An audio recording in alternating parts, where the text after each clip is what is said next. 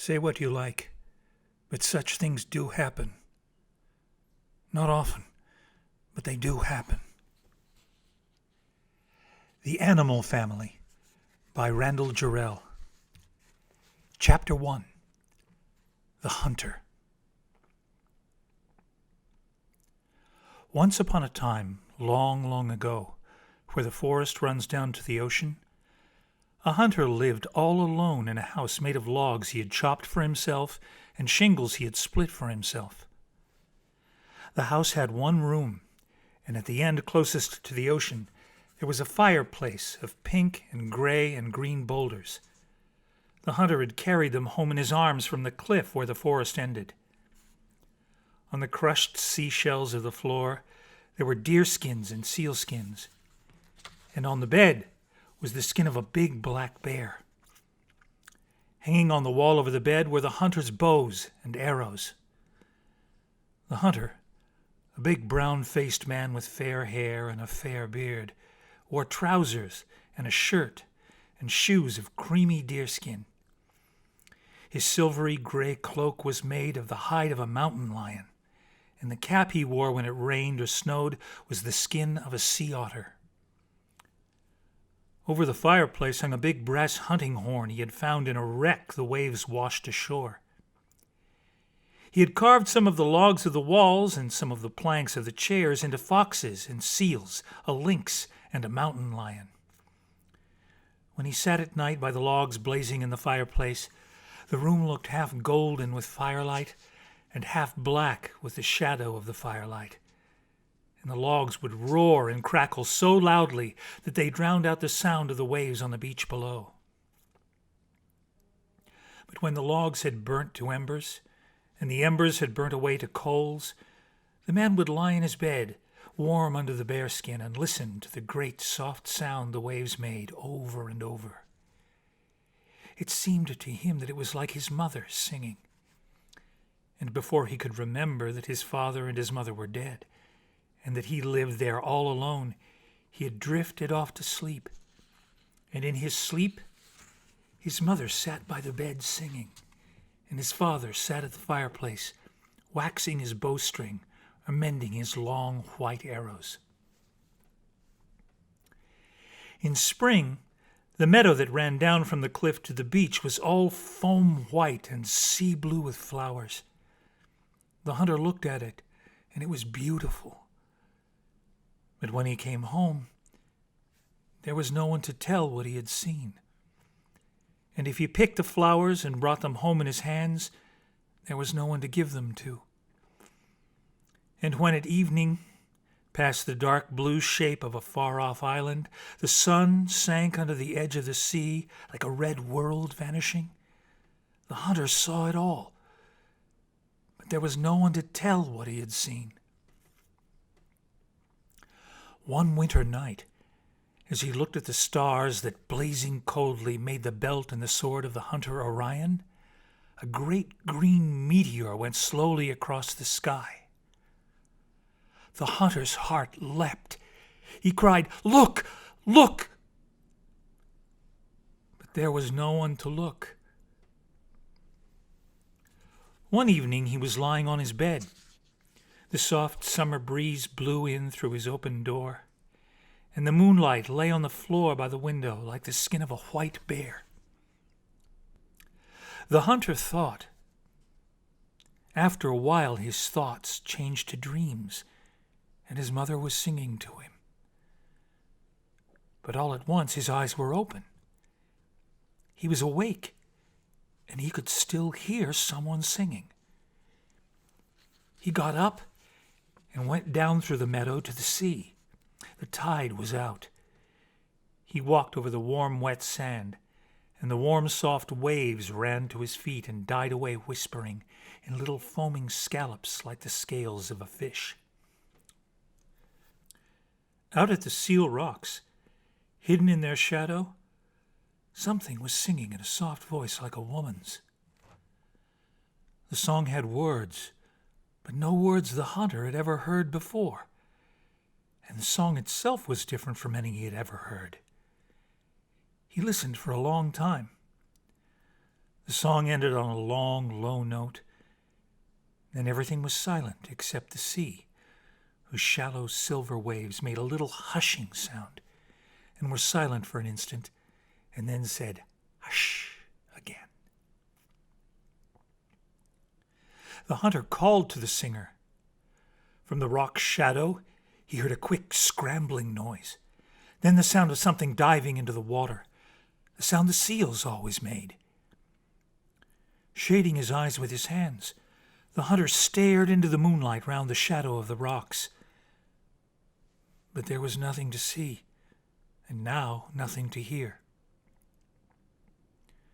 After a while, he went home.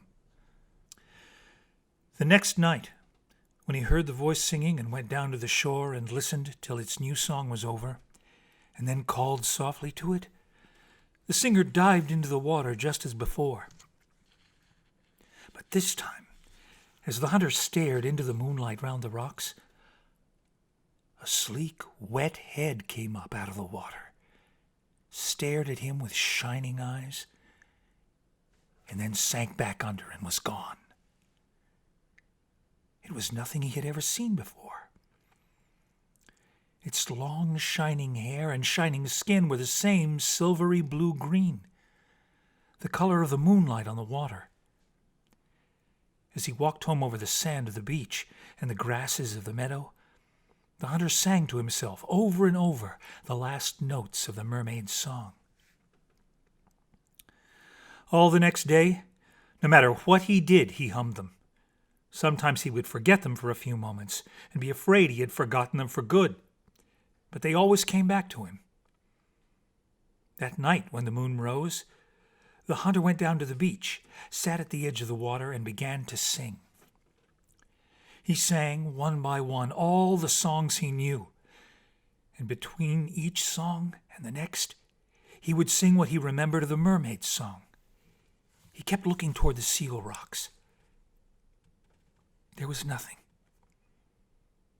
But after a while he saw, out past the first white line of the waves, a wet head. Slowly, so as not to frighten her, he turned away. He went on singing. When he had almost finished the song, he turned his head a little, and then a little more, till out of the corner of his eye he could see that she had come closer. The moonlight glistened on her hair and on the wet curves of her shoulders. Staring at her sideways, he sang her own song. But when he was almost at the end, he stopped in the middle of a note. There was a silence for a moment. Then he heard a little soft laugh. The mermaid sang him the last notes of the song, and before he could speak or move, she was gone. Her head and shoulders slid under the water so smoothly that 1 minute she was there, and the next she had vanished without a sound, almost without a ripple. The hunter had lived so long with animals that he himself was as patient as an animal. He waited a long time and then went home. He was not disappointed that she had gone, only certain that she would come back. He kept remembering how the laugh and the last notes of the song had sounded. When he was so nearly asleep that he could hardly tell whether he was remembering them or hearing them, he was still certain that she would be back. After he was fast asleep, neither thinking nor dreaming, he still smiled. And the next night, and the next, and the next, and the next, she was there. She came closer now, sitting in the shallow water, the waves not up to her waist. She talked to the hunter in a voice like the water, in a voice that made no more sense to the hunter than the water. No word of hers was like any word of his. They began to teach each other words. The mermaid would touch her head and make the same sound over and over till the hunter had memorized it. Then he would pat his leg and say, "Leg, leg," and the mermaid looking as if a leg were a very queer thing either to have or to have a word for, would repeat the word in her liquid voice. But she could say his sound so much better than he could say hers, remember his words so much better than he could remember hers, that before long the learning was all one way. The hunter said her words awkwardly and ruefully, like something learned too late. But she said his like an old magician learning a new trick, a trick almost too easy for her to need to learn. The hunter said to her, bewildered, "You never make mistakes." "What is mistakes?" "The wrong word, the wrong sound, one you don't mean to make, the way I do. Mistakes are what I make when I try to talk the way you talk." The mermaid repeated in a satisfied voice, "Mistakes." She had one more word. She told the hunter that the others like her used to come in as far as the seal rocks, but had stopped now that he was on the beach every night. She said, "The sea..." Then she stopped, at a loss for the next word, and said, "You are a man.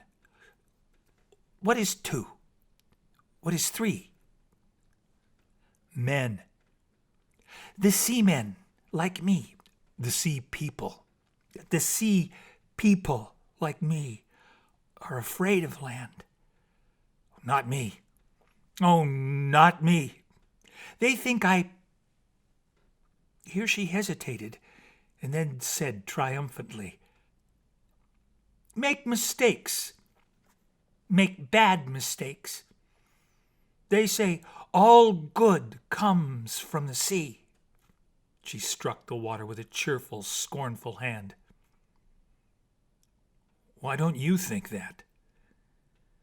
The mermaid immediately told him, but in her language, not his. He laughed. She laughed and wrinkled her nose and forehead, searching for the words, but they wouldn't come. So she said, "Oh, well." Whenever she didn't know what to say or how to say it, she would exclaim cheerfully, "Oh, well." The hunter couldn't remember ever teaching her to say it, but she had certainly learned. But the next night she had her answer. Her first words were, "The land is new." The hunter gave her a puzzled look. She said swiftly, "They say all good comes from the sea. But the land is new. The land is..." "Here," she said one of her own words, and then asked impatiently, "You have legs. I have not legs. The moon is white. The sky is black. What is that?" "Different?" "Different! Different! The land is different." Sometimes the land was so different that the mermaid would learn a word in a few seconds, and after a half-hour's explanation still not know what it meant. One day, the mermaid came to the beach in the daytime now. The hunter pointed up over the meadow and said, in the clear, divided tones of a teacher making something plain, "That is my house." "House," hissed the mermaid. "House." "I sleep in the house, on a bed. I eat in the house, on a table." "Bed," said the mermaid. "Table." But her quick eyes looked strained and hesitant. It was plain she had no idea what the hunter was talking about. The hunter started cheerfully. "A table's a big flat thing with legs." The mermaid's eyes brightened. She knew what legs meant and felt very landish for knowing. "That you eat on." "Why do you get on it to eat?" "Oh, no, you don't get on it.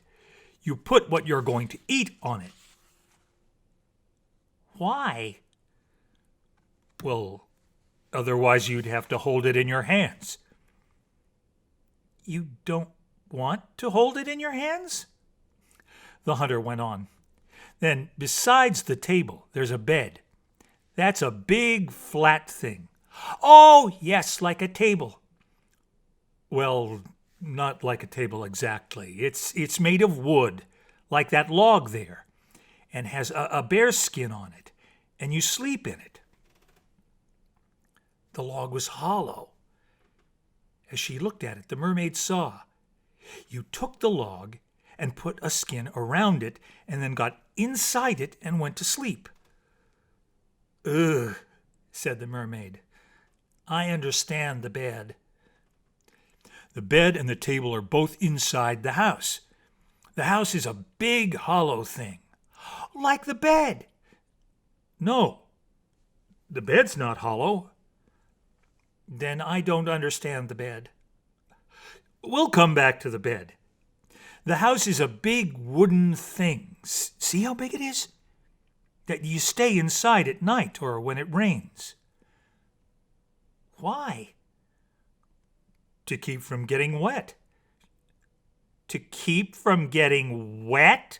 The mermaid said despairingly. All at once, the hunter had an idea. It's like a ship, he cried.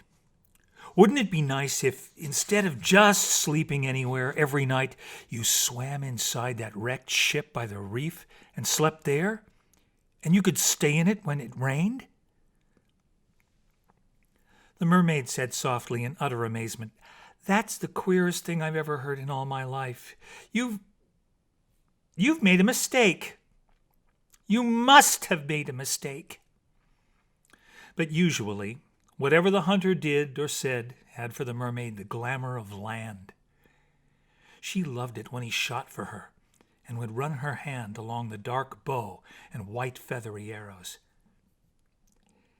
As she tugged at an arrow shot into driftwood from across the beach, she said admiringly, I think you could kill anything. One day the hunter was sitting fishing. She swam up and said in a pleased, puzzled voice, she loved learning about things, What are you doing? Fishing. The mermaid looked more puzzled than before, so the hunter explained in several sentences how he did it. She looked at him unbelievingly and then burst into laughter. What are you laughing at? Asked the hunter. It's such a roundabout way of catching fish.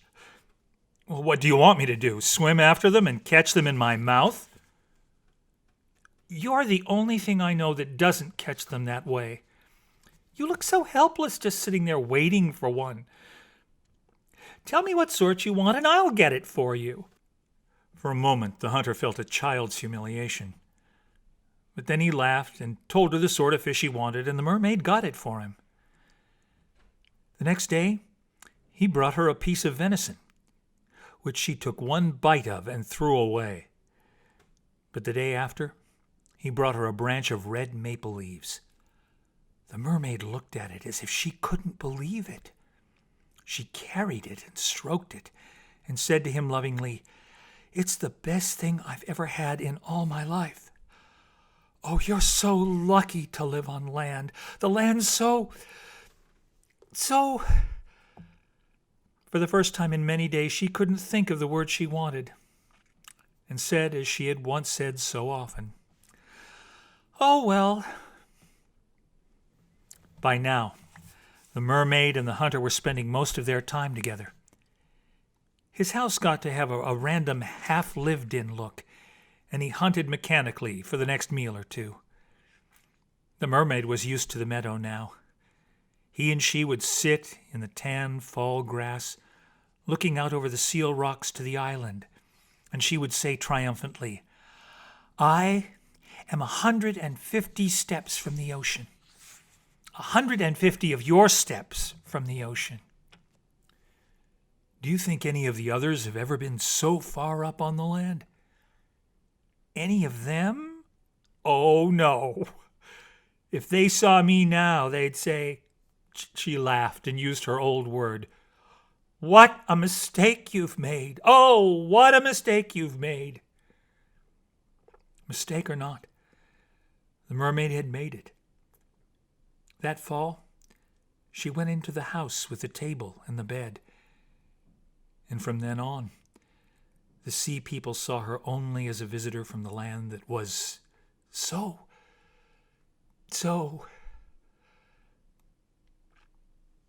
whatever it was.